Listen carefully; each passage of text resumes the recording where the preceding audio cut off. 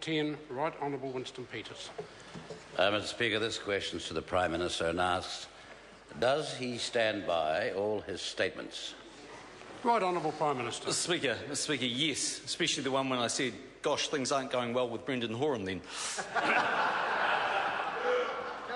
That does not help the order of the House. Supplementary question. He's about as good a lie as you. Order. Does the member wish to ask? I don't like that. Okay, supplementary question. Supplementary question. Right Honourable Winston Peters. How can he say that higher immigration numbers are, to use his words, good news story, end of quotes, when so many New Zealanders are being shut out of the New Zealand housing situation? Right Honourable Prime Minister. Mr Speaker, because higher immigration numbers are, broadly speaking, a good news story for New Zealand. If I look back over the last 6 years of the national government, on average, the net increase has been 8,785 people per year. I would have thought for a population of about 4.5 million people, the addition of 8,785 people on average per year is about right. Supplementary question. Order. Supplementary question, Right Honourable Winston Peters. Does he agree that immigration policy must first ensure that migrants do not displace New Zealanders already living here from first obtaining jobs or housing in their own country?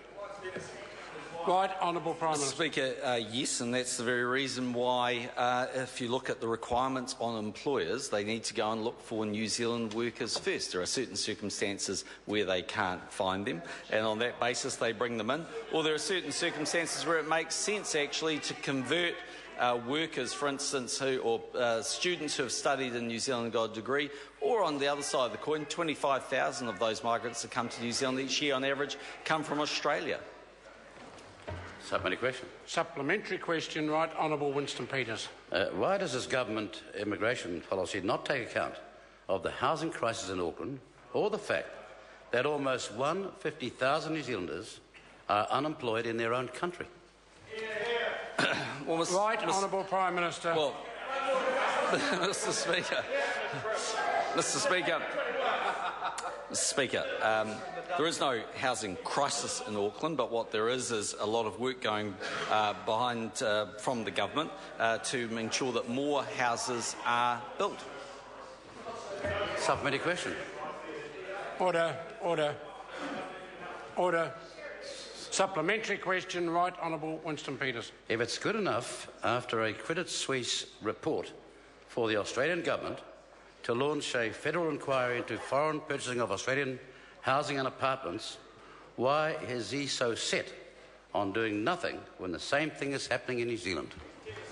Right Honourable Prime Mr Minister. Speaker, far from doing nothing, the government's doing a wide range of things which are actually in line with what the Productivity Commission thought were the right things to do in relation to the housing market. Actually, in Australia, they do have a ban on foreigners buying properties other than new properties, and they have a capital gains tax which is broader, and it doesn't work.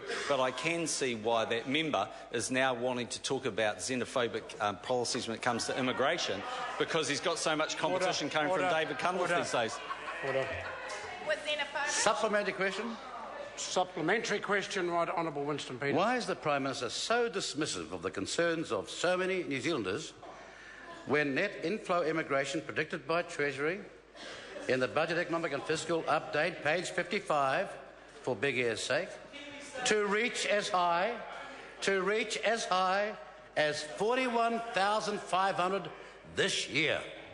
Right Honourable Prime Minister. Well, Mr Speaker, you'll always get flows in immigration. That's largely driven actually by the number of New Zealanders who leave. We have a period at the moment because the economy is so strong and things are going well that very few New Zealanders are actually leaving, and on that basis net migration is a little bit higher. But as say under our government on average it's been 8,785 people. But Mr Speaker, what I could say in answer to that question is I could just say next question, which is what the member said 11 times when he's asked about his comments about Brendan Horan. Order. No, you can't, because it's in the House. No, relax, John. Question number 11, Claudette Hoiti. Talofa lava, Mr Speaker. My question is to the Associate Minister of